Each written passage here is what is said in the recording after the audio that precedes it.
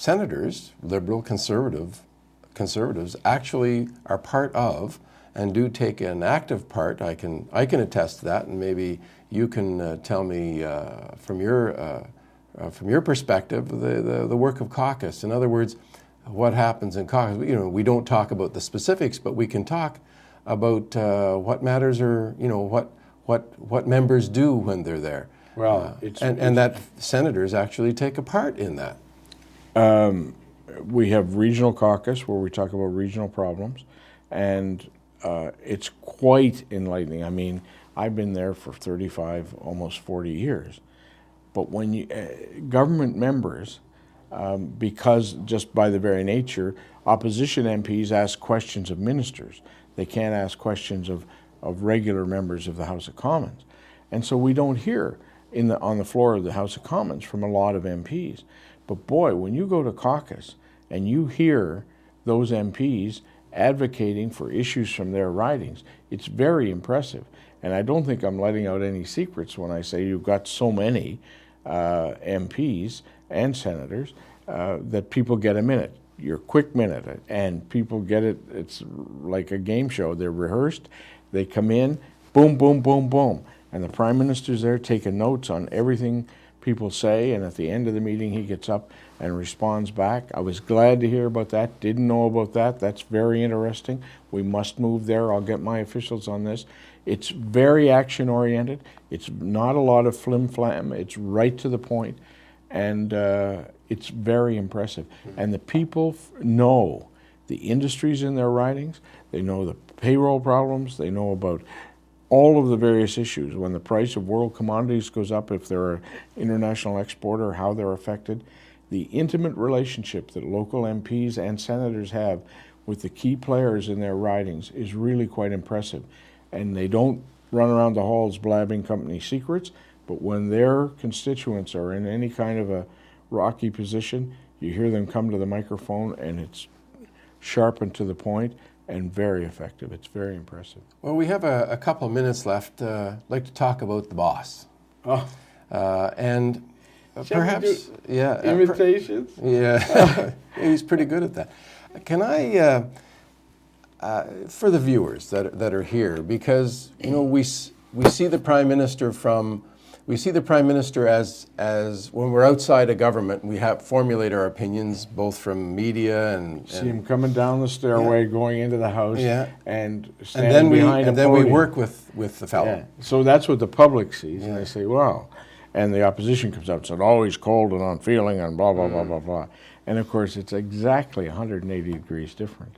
And again, when I had my TV show, I got to see people in a kind of informal situation, because before you get on, they're getting the mic on. How are you doing? Whatever. Oh, I have to get out of here because I have to go to a hockey game, my son's hockey game, whatever. Things that all parents are concerned about. First of all, number one, excuse me, all politicians are human beings, and they all have feelings. And it was incredible to me to learn, for example, Jean Chrétien. Jean Chrétien doesn't like it when people do imitations of him.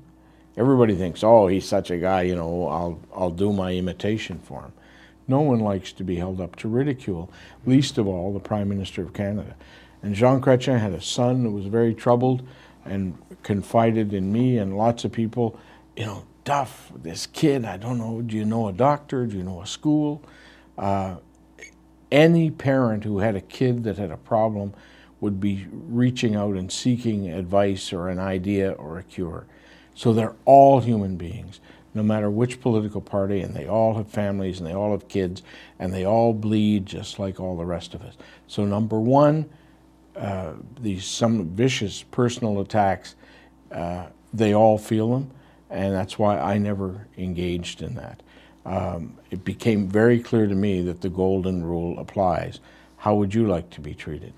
Number two, with Stephen Harper, all this stuff about, oh, he's a cold fish and whatever, he and Trudeau share one thing in common: incredible self-discipline.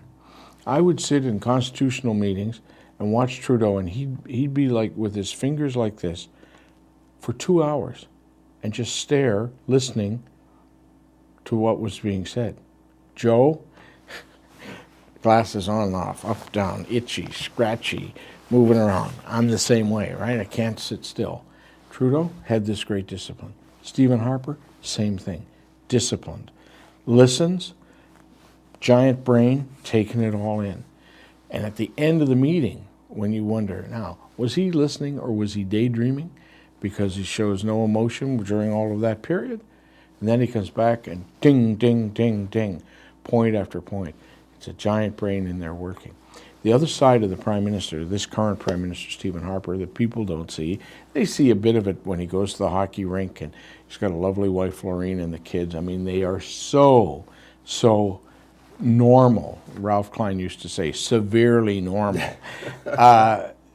You know, he's got no big ambitions about making money, about getting some big house somewhere, Gucci shoes, none of that stuff for Stephen Harper. Stephen Harper's big thing is when he finishes his term is to go back to university and continue teaching economics.